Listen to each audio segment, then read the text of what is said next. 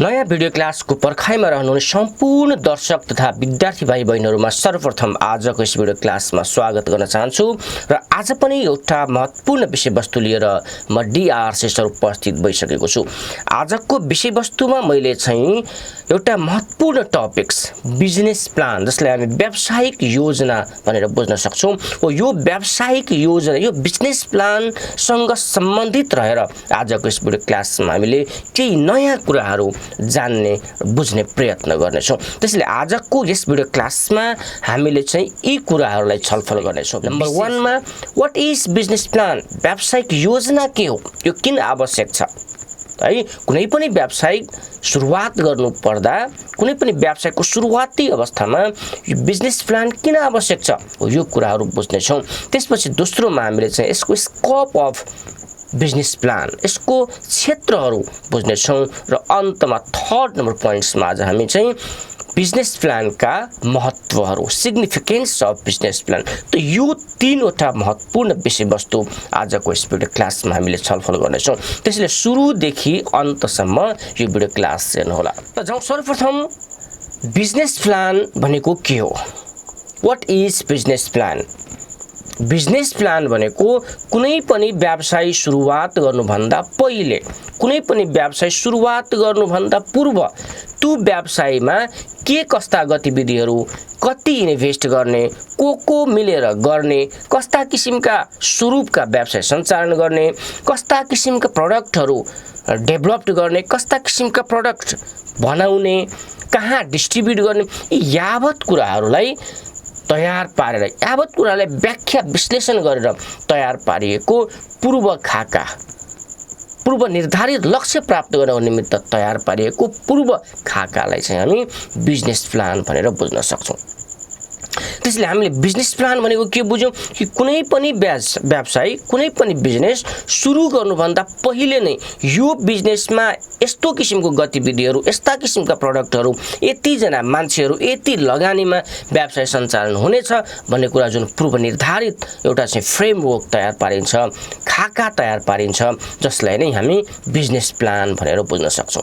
Business plan भनेको बिजनेसको मार्गदर्शन हो है। बिजनेस प्लान बनाइसकेपछि त्यही प्लान अनुसार चाहिँ विभिन्न किसिमका व्यावसायिक गतिविधिहरूलाई निरन्तर रूपमा सञ्चालन गर्न सकिन्छ र हामी लक्ष्य प्राप्त गर्न सक्छौं व्यावसायिक लक्ष्य चाहिँ प्राप्त गर्न सकिन्छ। यदि हामीले व्यावसायिक योजना नबनाइकन कुनै व्यवसाय सुरुवात गर्यौं भने हामी अन्योलमा रहन सक्छौं। कुन क्रियाकलापहरू कस्तो किसिमका गतिविधिहरू सञ्चालन गर्ने त यो कुराहरू हामी अन्योलता रहन सक्छौं र यदि हामीले व्यावसायिक योजना नबनाइकन नै कुनै व्यवसायहरू सृजना गर्यौं सुरुवात गर्यौं भने हामी आफ्नो गन्तव्यमा हाम्रो लक्ष्यमा नपुग्न पनि सक्छौं। त्यसैले गर्दाखेरि बिजनेस प्लान चाहिँ कुनै पनि व्यवसाय सञ्चालन गर्नु पूर्व तयार पारिने एउटा महत्त्वपूर्ण स्ट्रक्चर वा खाकालाई चाहिँ हामी बिजनेस प्लान भनेर बुझ्न सक्छौं। तपाई भन्नु होला कि गाउँघरमा हामीले त बिजनेस प्लान नबनाइकन पनि धेरै बिजनेसहरू गरेको देख्छौं त हो। धेरै जना मान्छेहरू जो चाहिँ इलिटरेट छन् जो चाहिँ संगठित रूपमा चाहिँ कुनै व्यवसायहरू सञ्चालन गरेका छैनन् जो चाहिँ अर्गनाइज्ड रूपमा कुनै व्यवसायहरू सञ्चालन गरेका छैनन् त्यस्ता व्यक्तिहरू चाहिँ बिजनेस प्लान नबनाइकन नै आफ्नो मौखिक रूपमा आफ्ना योजना बनाएर नै सञ्चालन गरेका छन् तर ती व्यवसायहरू चाहिँ सांगठनिक रूपमा सफल हुन सक्दैन। त्यसैले गर्दाखेरि बिजनेस प्लान चाहिँ एउटा महत्त्वपूर्ण पार्ट हो।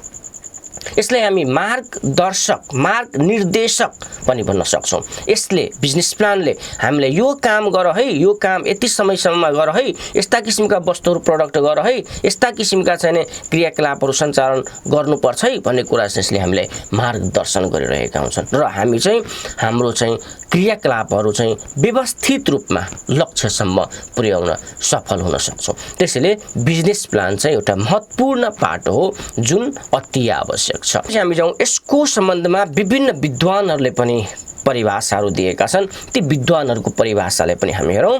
मैले यहाँ देखाइरहेको छु डेभिड होल्टले दिएको परिभाषा। व्यावसायिक योजना भनेको नयाँ व्यवसायको लागि विस्तृत मार्गदर्शकहरूको समूह हो भनेका छन्। Business plan is a comprehensive set of guidelines for new venture. यसरी हामीले यसलाई एउटा मार्गदर्शकको रूपमा लिन सक्छौँ। त्यसपछि अर्का विद्वानको परिभाषा पनि मैले यहाँ लिएको छु। हेर्नुहोस् त, मार्क जे डोलिनियरले यसरी परिभाषित गरेको छ, व्यावसायिक योजना उद्यम्य बृहत लक्ष्यको औपचारिक लिखत, प्रस्तावित व्यावसायिक रणनीति र सञ्चालनको वर्णन हो भनेर चाहिँ मार्क जे डोलिनियरले चाहिँ परिभाषित गरेका छन्। अब यी परिभाषाहरूबाट पनि हामीले छोटो अर्थमा बुझ्न सक्छौँ कि बिजनेस प्लान भनेको चाहिँ बिजनेस सुरु गर्नुभन्दा पहिले नै तयार पारिने पूर्व खाका हो भनेर बुझ्न सक्छौँ। यसलाई हामी मार्गदर्शकको रूपमा लिन सक्छौँ। यसलाई चाहिँ व्यवसाय सञ्चालनसँग सम्बन्धित प्रस्तावित व्यावसायिक क्रियाकलापहरूको वर्णनको रूपमा पनि लिन सक्छौँ। अब त्यसपछि हामी जाउँ व्यावसायिक योजना किन आवश्यक छ, कुन कुन क्षेत्रको निमित्त व्यावसायिक योजना चाहिँ आवश्यक छ त, यसलाई हामी स्कोप अफ बिजनेस प्लानको रूपमा लिन सक्छौँ।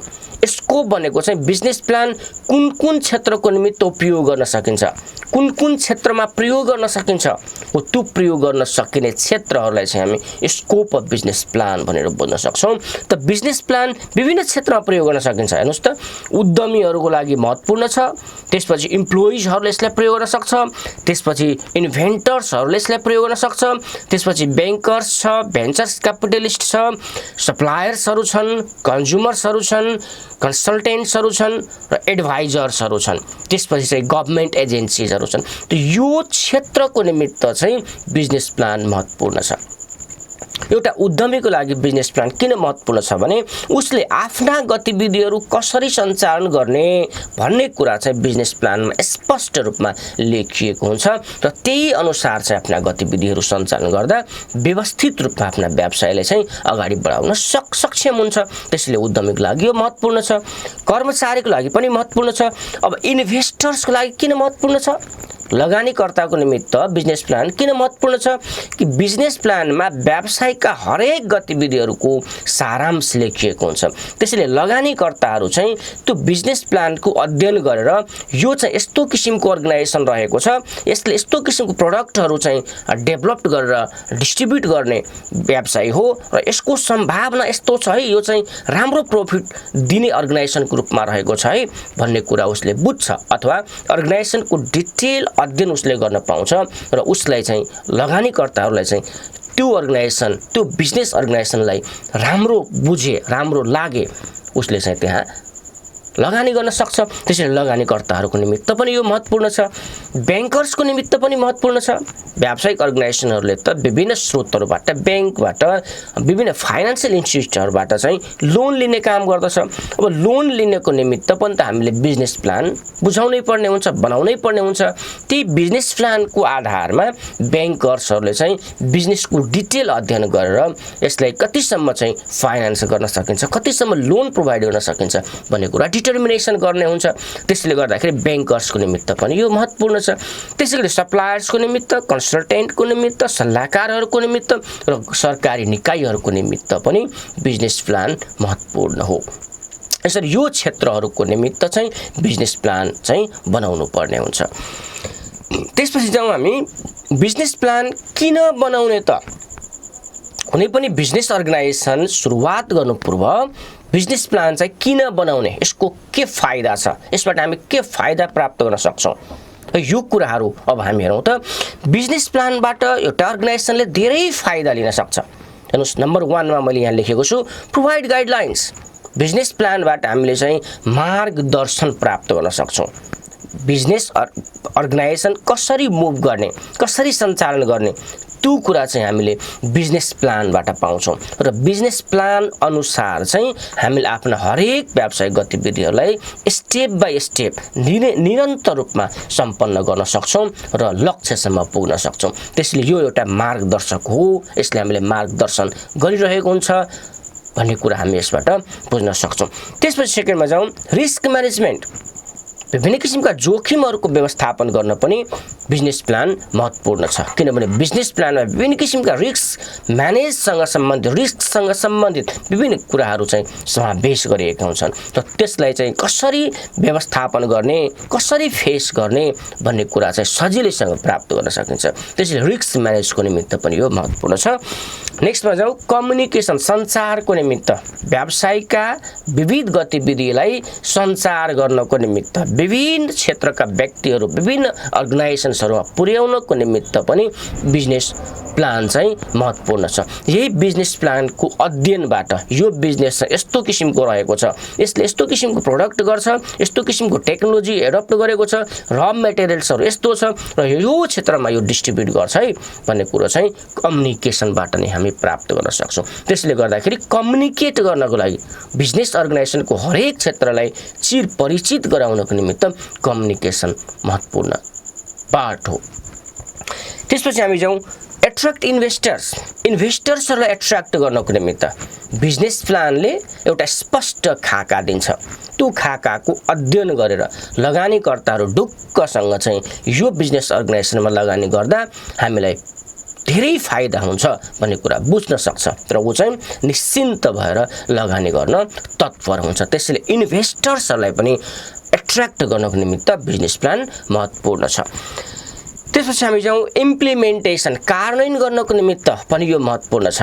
किनभने हरेक व्यावसायिक गतिविधिहरू कुन समयमा, कसले, कतिखेर, कुन अवधिमा गर्ने भन्ने कुरा चाहिँ बिजनेस प्लानमा स्पष्ट लेखिएको हुन्छ र त्यो अनुसार चाहिँ व्यावसायिक हरेक गतिविधिलाई कार्यान्वयन गर्न पनि सजिलो हुन्छ। त्यसैले इम्प्लिमेन्ट गर्न पनि यसले चाहिँ हामीलाई सघाउ पुर्याउँछ। अर्कोमा जाउँ गोल फोकस, लक्ष्य प्राप्ति। बिजनेस प्लानले चाहिँ व्यावसायिक गतिविधि सञ्चालन गरिसकेपछि त्यसको लक्ष्य के हो त, हो त्यो लक्ष्यलाई फोकस गरेर हरेक गतिविधिलाई चाहिँ केन्द्रित गरिरहेका हुन्छन्। व्यावसायिक हरेक गतिविधि चाहिँ बिजनेसको लक्ष्य प्राप्तितर्फ अग्रसर गराइरहेका हुन्छन्। त्यसैले लक्ष्य प्राप्तिको निमित्त पनि बिजनेस प्लान चाहिँ एउटा महत्त्वपूर्ण पार्टको रूपमा, महत्त्वपूर्ण डकुमेन्ट्सको रूपमा हामी लिन सक्छौँ। नेक्स्ट नम्बरमा जाउँ, व्यावसायिक हरेक गतिविधिहरूलाई चाहिँ नियन्त्रण गर्नको निमित्त पनि बिजनेस प्लानको अति महत्त्वपूर्ण भूमिका रहेका हुन्छन्। बिजनेस प्लानमा चाहिँ हामीले स्ट्रक्चर वाइज रूपमा विविध किसिमका स्ट्यान्डर्डहरू मापन गरिएका हुन्छन्। विभिन्न किसिमका गतिविधिहरूको चाहिँ अभिलेखहरू, विवरणहरू लेखेका हुन्छन् र त्यो विवरण अनुसार चाहिँ काम भयो भएन, त्यो विवरण अनुसार चाहिँ हामीले आफ्ना गतिविधिहरू सञ्चालन गर्न सकिरहेको छौँ कि छैनौँ, त्यो कुराहरू हेरेर त्यसलाई नियन्त्रण गर्न हामी सक्षम हुन्छौँ। त्यसैले नियन्त्रण गर्न पनि बिजनेस प्लान एउटा महत्त्वपूर्ण डकुमेन्ट्सको रूपमा हामी लिन सक्छौँ। यसरी हामीले यी बुदाहरूलाई एउटा बिजनेस प्लानका एडभान्टेजको रूपमा, फाइदाको रूपमा लिन सक्छौँ। हस् त आजलाई यति नै राखौँ। यो भिडियो क्लासबाट तपाईँले धेरै नयाँ कुराहरू बुझेको हुनुपर्दछ। यदि तपाईँलाई यो भिडियो क्लास मन परे, यसबाट तपाईँले केही नलेज प्राप्त गर्नु भएको भए यसलाई चाहिँ लाइक गरिदिनुहोस् र मेरो च्यानललाई चाहिँ सब्सक्राइब गर्नुभएको छैन भने आजै सब्सक्राइब गरिदिनुहोस्। किनभने यस्तै किसिमको तपाईँलाई नलेज दिने भिडियो क्लासहरू यसमा मैले अपलोड गरिरहनेछु। हस्त आजको दिन यहाँको शुभ रहोस्। हस्त धन्यवाद। Best of lock.